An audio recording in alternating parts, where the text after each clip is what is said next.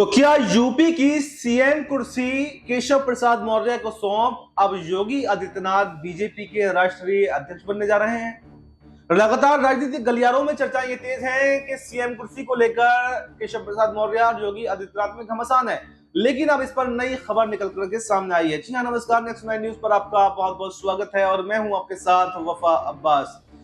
इन दिनों चर्चाएं यहां पर बीजेपी के राष्ट्रीय अध्यक्ष को लेकर के हो रही हैं। बीजेपी का नया राष्ट्रीय अध्यक्ष मिलने वाला है क्योंकि जेपी नड्डा का कार्यकाल यहां पर समाप्त हो चुका है।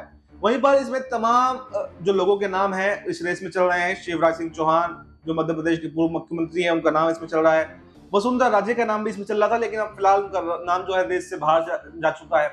ऐसे में साउथ से भी बीजेपी को नया राष्ट्रीय अध्यक्ष बनाने की मांग चल रही थी, लेकिन अब ऐसे में एक नया नाम सामने निकल कर आया है जिसने सभी को चौंका दिया है।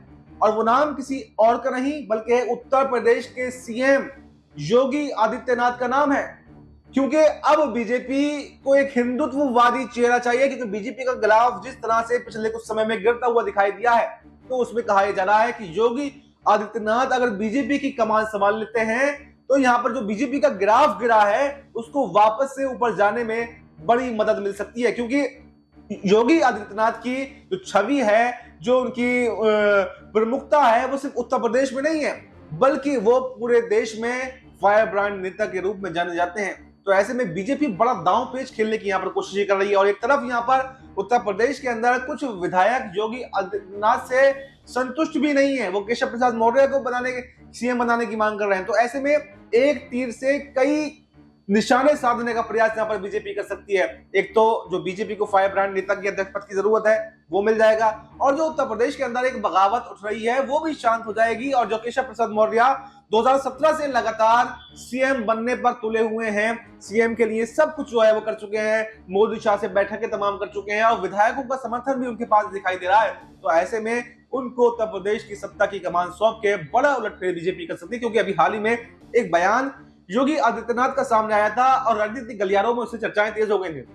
योगी आदित्यनाथ ने कहा था, जब उससे पत्रकारों ने सवाल पूछा हरदोई में, कि क्या आप अब उत्तर प्रदेश के मुख्यमंत्री नहीं रहेंगे, क्या सत्ता में परिवर्तन होने वाला है? तो उन्होंने कहा कि मैं 2027 के लिए तीसरी बार मुख्यमंत्री बनने के लिए तैयार नहीं हूं और हो सकेगा कि मैं चुनाव भी ना लड़ूं और जिसको पार्टी चाहेगी उसको मुख्यमंत्री बना सकती है। यानी कहीं ना कहीं उन्होंने ये साफ कर दिया कि उत्तर प्रदेश के मुख्यमंत्री पद की रेस में अब योगी आदित्यनाथ का नाम नहीं है। तो ऐसे में जो इतने बड़े नेता हैं जो पूरे देश में प्रचलित हैं अपने बयानों के लिए, अपनी प्रमुखता के लिए, तो राजनीति से संन्यास तो लेंगे नहीं। तो ऐसे में शायद अध्यक्ष पद की बात उनको पहले से ही पता चल गई है, इसलिए उन्होंने इसको खोलना नहीं चाहा, बताया नहीं चाहा, लेकिन एक इशारा जरूर कर दिया कि कुछ तो बड़ा होने वाला है।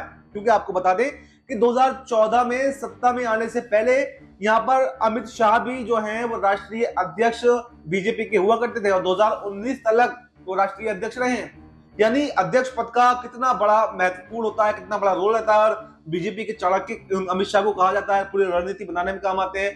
तो सवाल यही है कि क्या केंद्र की राजनीति में अब योगी आदित्यनाथ आने वाले हैं और क्या बीजेपी के अध्यक्ष पद की अगर कमान संभालते हैं तो क्या बीजेपी को इससे बहुत बड़ा फायदा मिलने वाला है, उसके हिंदू वाली छवि को बहुत बड़ा फायदा मिलने वाला है, या उसका नुकसान भी हो सकता है? ये तो आने वाले समय में उसके नतीजे बताएंगे। लेकिन इस पूरे मुद्दे पर आपकी क्या राय है, आप कमेंट करके अपनी राय जरूर दें और बाकी देश दुनिया से जुड़ी तमाम बड़ी जानकारी के लिए देखते रहें नेक्स्ट 9 न्यूज।